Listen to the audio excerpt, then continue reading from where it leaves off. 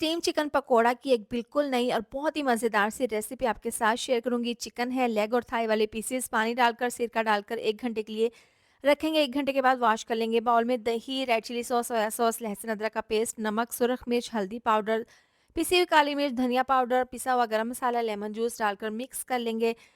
तमाम पीसेस पर मसाला लगाकर 1 घंटे के लिए रखेंगे। फॉइल पेपर के दरमियान में पीसेस रखकर ये मसाला डाल देंगे और इसको बंद करके कढ़ाई के अंदर पानी डालकर स्टीमर रखकर इस तरीके से ये पीसेस रखकर 1 घंटे के लिए इसको बिल्कुल मीडियम टू लो आँच पर स्टीम कर लेंगे।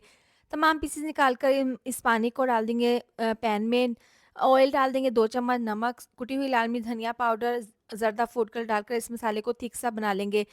बेसन डाल देंगे, कॉर्नफ्लोर डाल देंगे, अंडा डालकर थोड़ा-सा पानी डालकर मिक्स कर लेंगे। तमाम पीसेस के ऊपर इस तरीके से ये मसाला लगाकर सफ़ेद तिल छिड़क देंगे। अब ऑयल में डालकर फ्राई कर लेंगे। दोनों साइड से अच्छा-सा गोल्डन क्रिस्पी होने तक फ्राई कर लेंगे। बहुत ही मज़ेदार स्टीम चिकन पकोड़ा तैयार है।